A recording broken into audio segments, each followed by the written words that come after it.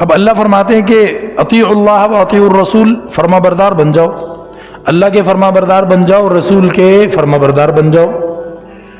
تو کیا فرما بردار وہ ہے جس سے کبھی بھی گناہ نہ ہو؟ ایسا نہیں ہے۔ حضرت آدم علیہ السلام اللہ کے فرما برداروں میں ہیں، نافرمانوں میں نہیں ہے، اور شیطان وہ اللہ کے نافرمانوں میں سے ہے، فرما برداروں میں سے نہیں ہے۔ آپ دیکھیں کہ دونوں سے متعلق قرآن کریم واقعے کو بیان کرتا ہے کہ ادھر جب اللہ نے فرمایا تھا آدم کو سجدہ کرو، شیطان نے بات نہیں مانی تھی۔ حضرت آدم علیہ السلام سے یہاں فرمایا گیا کہ اس درخت میں سے مت کھانا، اور پھر انجام کار ایک عرصہ گزرنے کے بعد یہ ہوا کہ انہوں نے اس میں سے کھا لیا۔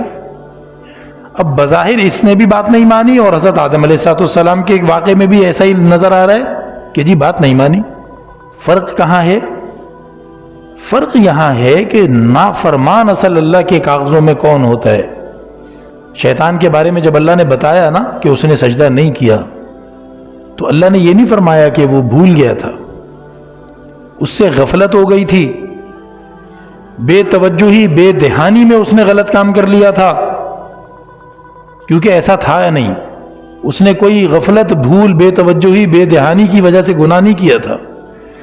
شیطان نے انکار کیا تھا سیدھا سیدھا کہ میں یہ بات نہیں مانوں گا۔ اسی لیے اللہ تعالیٰ فرماتے ہیں الا ابلیس ابا، اس نے ابا کیا، اس نے انکار کیا، اس نے کہا کہ میں تو یہ نہیں کرتا۔ واستکبر، اس نے تکبر دکھایا، اس نے تکبر دکھایا۔ وکان من الکافرین، اور وہ نافرمانوں میں سے، انکار کرنے والوں میں سے ہو گیا۔ اور جو حضرت آدم علیہ السلام کا واقعہ ہے، اس میں ہمیں ایک چیز جو ہے وہ تو کیا پتہ چلتی ہے؟ غفلت اور نسیان۔ وَلَقَدْ عَهِدْنَا إِلَىٰ آدَمَ مِن قَبْلُ فَنَسِيَ وَلَمْ نَجِدْ لَهُ عَزْمًا۔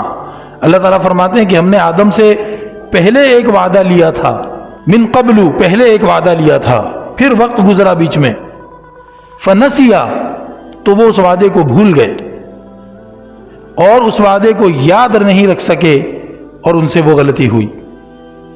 تو ایک تو ابا، ہٹ دھرمی نہیں ہے، دوسرا تکبر نہیں ہے، تیسرا کفر نہیں ہے،